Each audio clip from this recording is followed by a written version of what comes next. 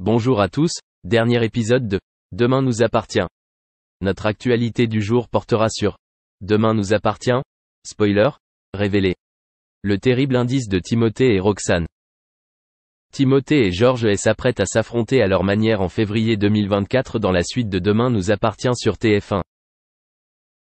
Le génie informatique trouve des indices qui permettent à Roxane de comprendre ce qui se passe avec Cécile et Georges met le pied dans le plat avec Mélodie. L'avantage d'avoir Timothée, Grégoire Champion, dans son équipe est devenu vital pour la police de Sète dans Demain nous appartient sur TF1. En effet, après avoir été autorisé, grâce à son travail à la police scientifique et technique de Sète, à revenir auprès de Bénédicte et après une étude approfondie du dossier Florent Le Maréchal, le fils de Victor Brunet a trouvé des indices originaux concernant la disparition de Cécile.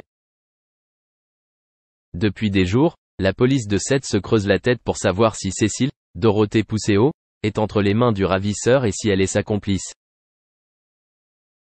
Si tout semble croire que l'histoire des gros sous, notamment la rançon de Gilles, a été poussée par Cécile, adepte de ce type de magouille avec ses précédents maris, alors les enquêteurs ont encore du mal à attraper le coupable.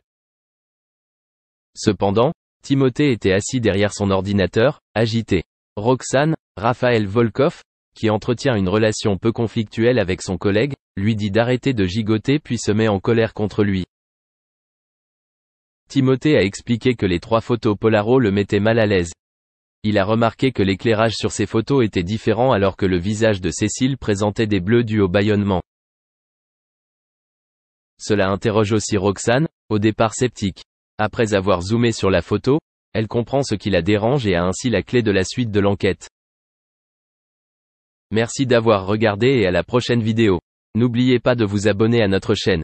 En attendant, dites-nous ce que vous en pensez dans la section commentaires ci-dessous. C'est ça.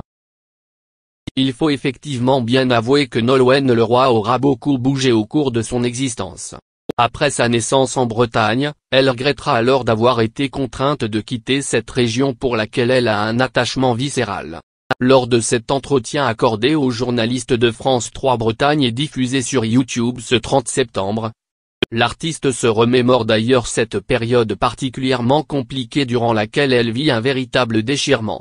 On vous invite donc à découvrir son témoignage empreint d'une certaine nostalgie, mais également de beaucoup de force. Lors de ce passage sur le plateau de France 3, Nolwenn Leroy se souvient de ce déménagement, pour ne pas dire de cet exil, c'était très douloureux.